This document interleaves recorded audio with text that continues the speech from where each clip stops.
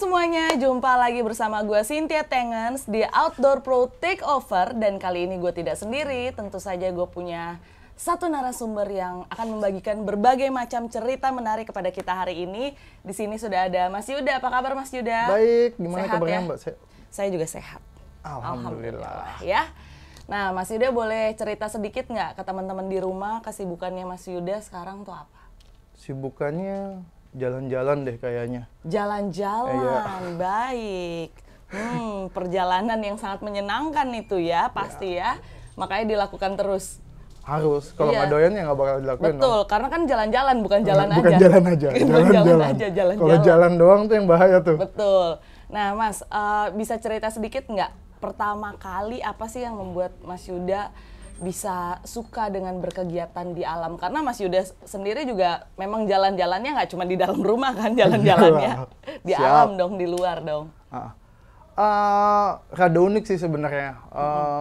Dulu tuh di keluarga kan nggak boleh naik gunung, walaupun kita boleh ikut banyak organisasi, mulai dari pramuka, dulu zaman SD kan, SMP, Paskib. Nah, ketertarikan awalnya itu mungkin setelah pas SMA kali ya. Jadi ada Sispala dulu di SMA kita tuh, Palagasi namanya, ngadain ekspedisi ke Rinjani.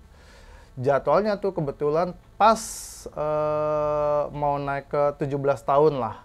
Jadi akhirnya ditanya 17 tahun mau ngapain? Ya udah bilang mau naik gunung. Nggak taunya dikasih gitu. Padahal selama ini nggak pernah dikasih.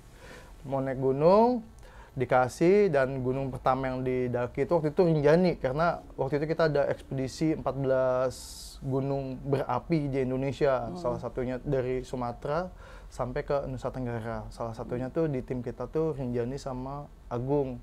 Di situ boleh, karena juga waktu itu mungkin salah satu bolehnya karena baru dapat uang beasiswa, jadi itu yang kita pakai ke sana. Jadi orang tua juga mungkin ngebolehinnya di situ. Nah, dari naik Rinjani itulah lama-lama kayaknya enak nih jalan-jalan kayak gini lagi. Nyari tempat kuliah, coba yang nggak ada di Jawa, jadi emang pengen keluar Jawa. Salah satu pilihannya tuh ke Indonesia bagian timur. Tadinya mau ke Uncen tapi nggak dikasih. Akhirnya yaudah di Lombok, kita ngambil di Lombok di Mataram, ikut Mapala di sana, malah sering naik Rinjani. Terus habis itu baru selebihnya start kehidupan tentang kepetualangan, aktiviti di alam ya dari ikut Mapala tersebut. Berarti awalnya itu pertama kali langsung naik gunung ya? Iya, langsung naik gunung. Dan gunung pertamanya langsung Rinjani. Dan langsung jatuh cinta. Gokil, iya sih, Rinjani cakep banget. Cakep banget. Cakep banget. Nah, selain itu juga Mas kan tergabung dengan organisasi HIKESPI nih. Ya. Bisa dijelasin sedikit nggak ke teman-teman di rumah HIKESPI ini apa sih? Jadi HIKESPI itu adalah Himpunan Kegiatan Speleologi Indonesia. Nah, kenapa dibuat himpunan? Karena tuh kita mau menaungi semua kegiatan speleologi. Salah satu diantaranya adalah caving. Jadi spektrum speleologi itu cukup luas ya, dari mulai ilmu pengetahuan sampai kegiatan-kegiatan di alam bebas. Jadi ada skill-skill nanti yang memang secara holistik itu ada di situ. Nah, HIKESPI sendiri berdiri di tahun 1980, berdirinya tuh di Jawa Tengah, di daerah Gombong, tapi kantor pertama kita justru di Cisarua. Dengan presiden pertamanya itu almarhum Dr. Ko, yang belum lama ini pass away. Kayak gitu. Nah, HIKESPI-nya sendiri bergerak di bidang pertama ada ilmu pengetahuan, penelitian, terus ada juga pemberdayaan masyarakatnya, konservasi, terus kita juga nyoba pendidikan. Jadi HIKESPI ini adalah salah satu lembaga pendidikan untuk speleologi yang diakui oleh UIS atau IUS, ada yang bilang UIS atau IUS, International United Speleology, karena kita membernya di sana, HIKESPI member di sana, dan UIS sendiri kan ada di dalam UNESCO ya. Nah, HIKESPI itu salah satu lembaga pendidikan yang cukup diakui. Jadi kalau udah bawa nama HIKESPI sendiri, kalau ke luar negeri udah legit lah ya. Udah legit lah. Karena di negara lain pun belum ada. Waktu itu kita pernah yang dari Hong Kong datang ke sini untuk belajar sama kita kayak gitu, itu ada. Malah di negara lain belum tentu ada tuh yang kayak gitu? Belum tentu ada. Untuk Asia ya, kalau Untuk kita Asia. ngomongin Salah satunya Asia. yang ada Salah ini satunya ada tuh di Indonesia, Hikespi. Hikespi. Oke. Nah, ke depan memang udah beberapa negara Asia mulai punya asosiasi atau punya federasi sendiri. Malaysia tuh udah punya, terus kayak Vietnam kira dibangun. Karena ekspedisi sendiri kan dulu Indonesia tuh sering kebagian ekspedisi dari luar negeri datang tuh gitu.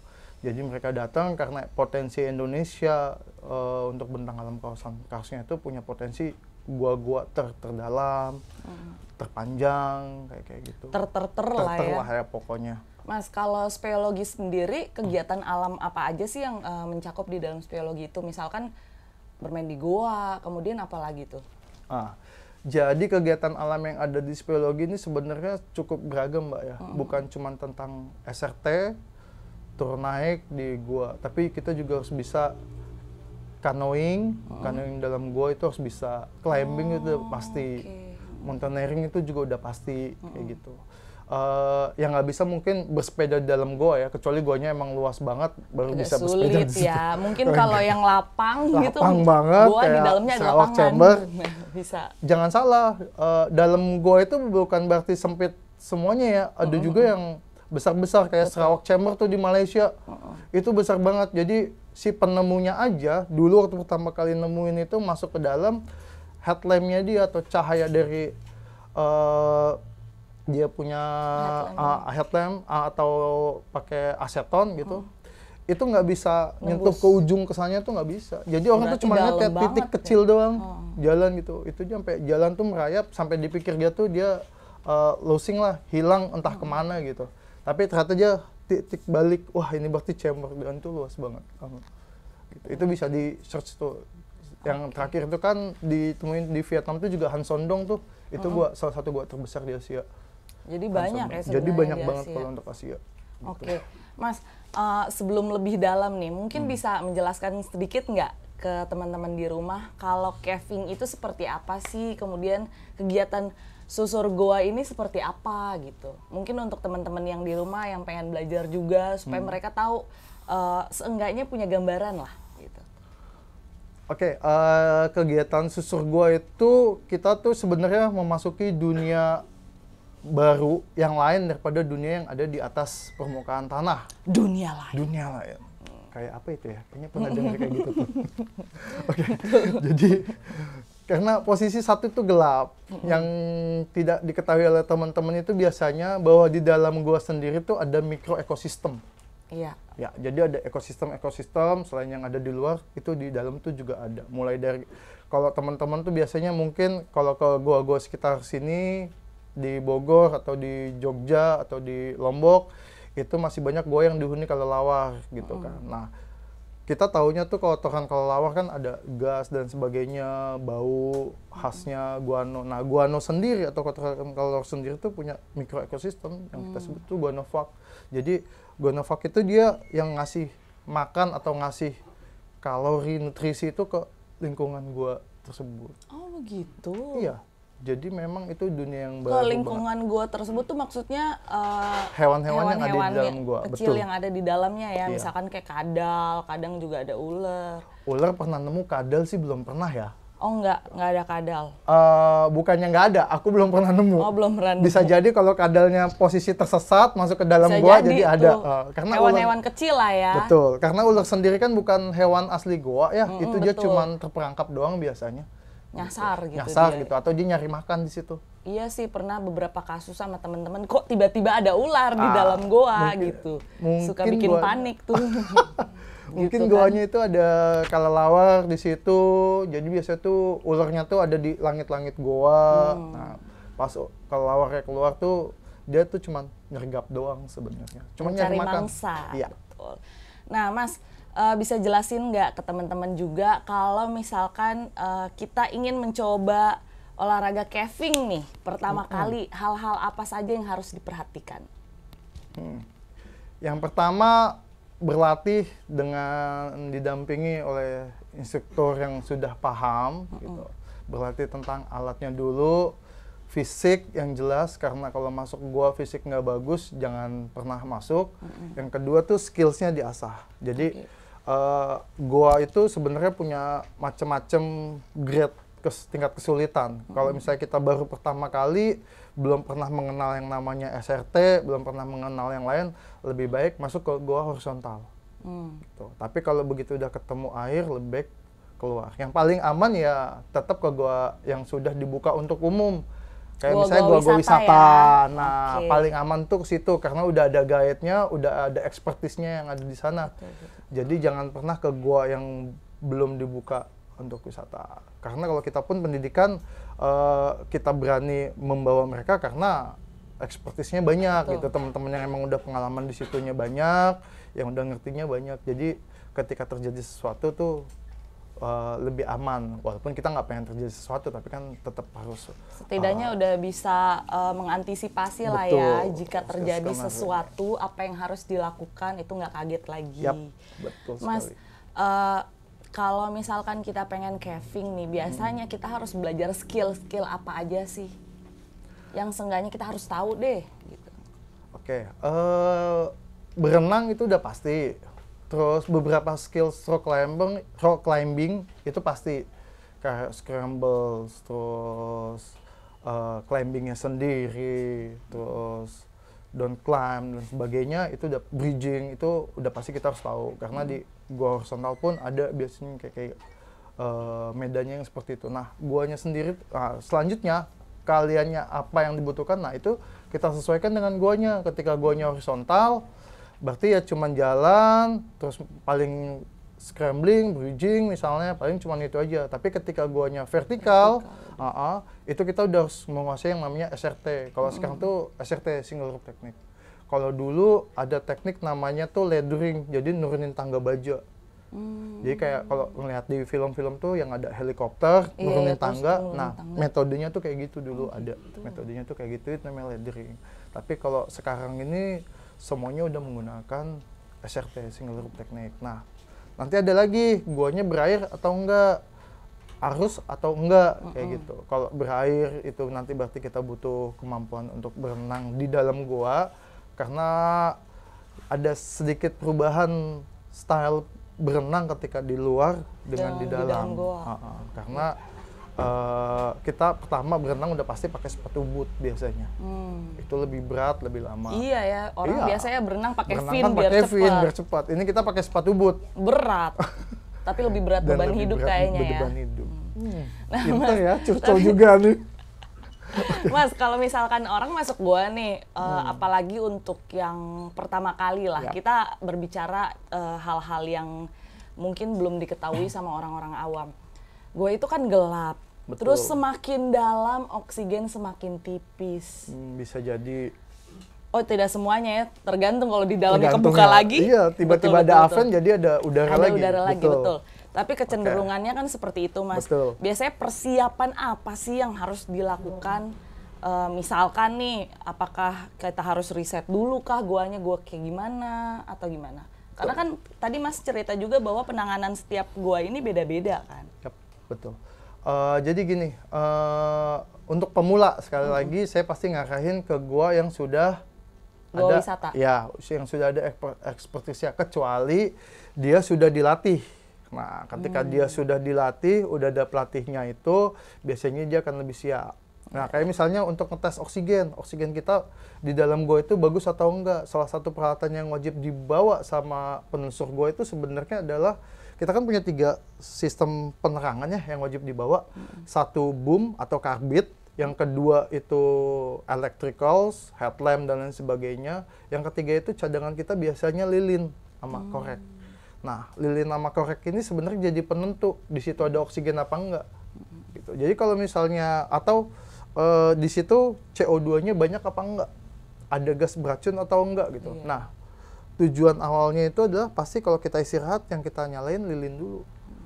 Matiin boom, karena boom itu yang namanya api itu kan butuh oksigen ya. Betul. Jadi bisa menghabiskan oksigen lebih banyak daripada kita menggunakan lilin. Nah, lilin ini juga jadi sarana kita untuk mengetahui lokasi di situ itu masih ada oksigennya atau enggak.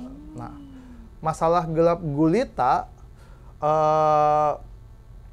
Jadi kalau masalah gelap gulita itu gini, kalau gelap gulita ya otomatis kita cukup bawa penerangan itu bakalan Betul terang, sih. betul nggak? Nah, tapi esensi dari gelap gulitanya itu yang nggak akan didapat. Jadi kalau kita nih, misalnya saya baru bawa orang ikut kursus, ikut pelatihan sama kita, and that's dia first time masuk gua itu, nanti kita masukin ke zona yang sudah gelap abadi, itu semuanya kita matiin lilinnya, penerangan semua itu harus dimatiin. Jadi misalnya saya yang bawa mereka, saya adalah orang yang terakhir mematikan alat penerangan saya dan orang pertama yang menyalakan alat penerangan tersebut. Jadi kita kumpulin mereka satu chamber yang mereka bisa duduk, mereka bisa enak, matiin semua, baru kita kasih filosofi tentang kenapa you harus masuk gua dan kenapa you harus menghargai gua tersebut. Jadi salah satunya adalah ketika posisi gelap abadi, kalau misalnya rumah mati lampu mungkin masih samar-samar lah bisa ngeliat bentuk bayang-bayangannya ya. Tapi kalau udah di dalam posisi yang gelap abadi, tangan kita di sini pun nggak akan kelihatan karena posisi itu emang totally gelap. Totally gelap. Nah, di situ baru dikasih ujangan, bukan ujangan sih, kayak semacam introduce bahwa gue itu gelap, you di sini harus, biasanya tuh akhirnya sedikit spiritual ya, bahwa you di atas itu bisa terkenal begini, terkenal begitu, punya banyak gadget dan sebagainya. Tapi ketika lu di gua, udah posisi lu nggak punya penerangan, lu nggak bakalan bisa apa-apa lagi gitu. Betul. Gitu. Makanya kalau di gua, kenapa tadi saya bilang lebih baik ke pertama kali lebih baik kita ke yang sudah ada ekspertisnya, kayak gua wisata atau ngajak orang yang memang expert untuk masuk ke situ, yang sudah dilatih, karena di gua sendiri kan tuh kita zero tolerance ya terhadap errors. Jadi semuanya tuh diperhitungkan mateng-mateng. Harus Jadi aman. harus ya. aman. Nggak ada istilah survival di dalam gua. Iya, bingung Nggak juga boleh kalau udah bingung gelap juga, kan? abadi gimana tuh, ya kan? Jadi Karena- seenggaknya itu juga melatih mungkin ya untuk mereka merasakan gelap abadi itu seperti apa sih? Betul. Dan melatih awareness mereka juga supaya oh ternyata tuh di gua tuh nggak boleh begini, nggak boleh begitu, kayak gitu.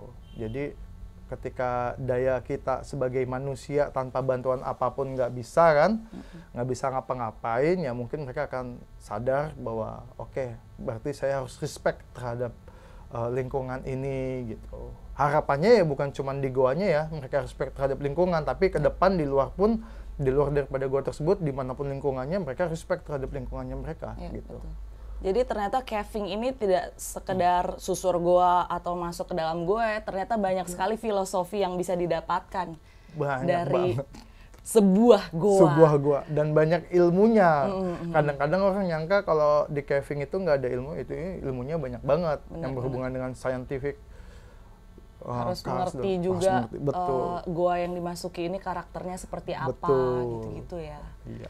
Oke, Mas, kita sekarang beralih ke alat nih, peralatan. Biasanya kalau misalkan orang yang pemula gitu ya, mereka kan pasti belum punya alat. Nah, kalau untuk olahraga caving sendiri ini, apakah kita bisa menggunakan alat kelompok ataukah kita harus punya alat pribadi?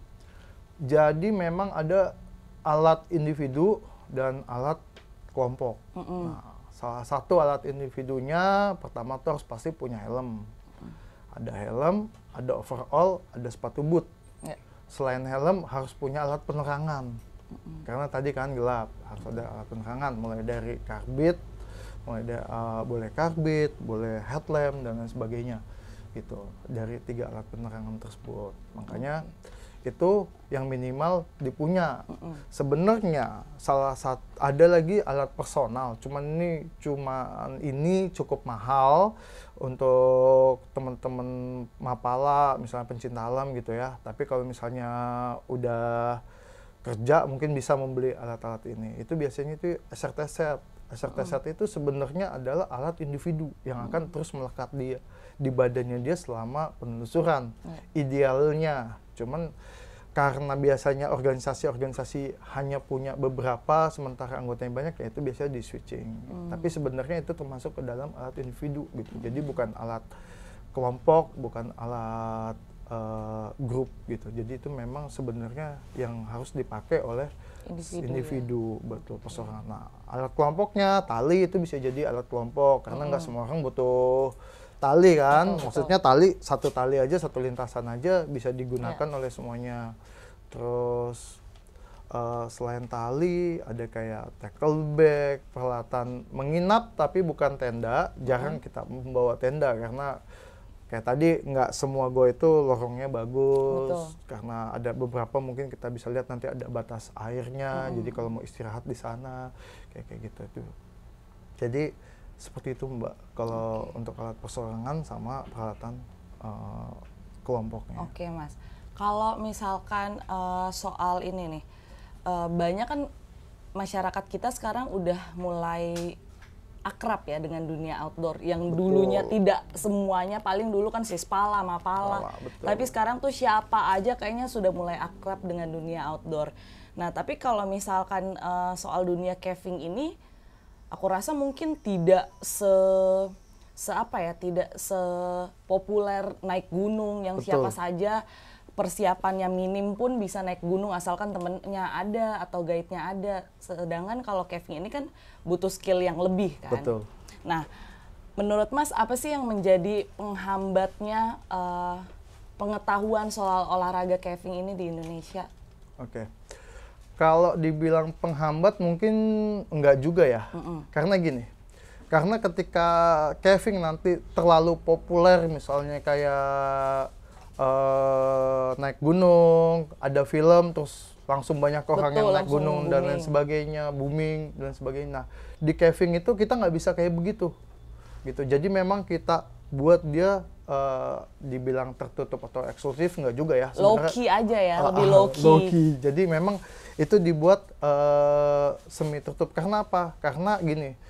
Di dalam gua itu yang harus diperhatikan adalah carrying capacity dari gua tersebut, daya tampung gua tersebut. Nah daya tampungnya daya tampungnya ini nggak tentang manusianya aja, tapi tentang guanya, ekosistem dalam guanya tuh bagaimana kayak gitu. Takutnya kita juga ada vandalisme terhadap gua tersebut. Nah, belum lagi nanti unskilled people yang kesana main masuk aja menyebabkan banyak kecelakaan gitu, karena pamor kecelakaan itu kan bersifat negatifnya tuh tinggi terhadap kegiatan-kegiatan seperti ini gitu. Walaupun mungkin kalau kita bandingin sama kecelakaan di jalan raya tentu lebih banyak kecelakaan di jalan raya, tapi kan imagingnya tuh seperti itu. Nah, sama di kita juga tuh dari dulu yang kita pakemnya kita jaga itu adalah kita nggak pernah boleh mempublikasikan satu nama goa di suatu daerah apapun itu selama itu belum ada penjagaan-penjagaan dari pemerintah untuk konservasi. Jadi kalau belum ada gitu kita nggak berani publis di luar komunitas kita. Jadi pasti itu akan ada di komunitas kita aja dulu. Seperti itu.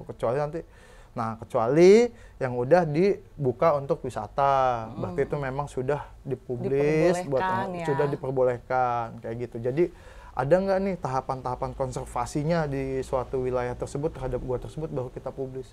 Jadi misalnya saya nemu nih satu gua baru di suatu wilayah gitu. Saya publisnya nggak akan publis ke majalah, nggak akan publis ke media massa dan sebagainya, nggak. Tapi kita publis tuh ke kalangan kita dulu, ini loh ada gini-gini. Karena yang ditakutkan adalah ketika orang melihat hal tersebut, gua tersebut, wah ternyata di dalam gua bagus ya, dia langsung berbondong-bondong masuk ke dalam gua. Tanpa disadari guanya jadi rusak. Ngerusak gua berarti ngerusak ekosistemnya. Betul. Seperti itu. Karena gua sendiri kayak tadi Mas bilang punya ekosistemnya sendiri kan. Jadi treatmentnya harus berbeda nih. Nggak semua orang memahami bahwa mungkin dipikir gua horizontal biasa, kita jalan aja, masuk aja. Sembarangan aja udah di kayak dalam masuk ke gua Jepang gitu ya, tinggal masuk-masuk aja, padahal ternyata treatmentnya beda karena lagi-lagi di dalamnya tuh ada ekosistemnya tersendiri. Kita harus tetap menjaga itu ya Mas ya. Iya. Oke, tadi kita udah ngobrol seru, tapi jangan kemana-mana karena kita akan break sejenak. Kita masih terus akan ngobrol ya Mas. Oke. Saya masih punya banyak sekali pertanyaan. Saya masih siap untuk menjawab. Alhamdulillah kalau begitu. Jangan lupa terus saksikan Outdoor Pro Takeover.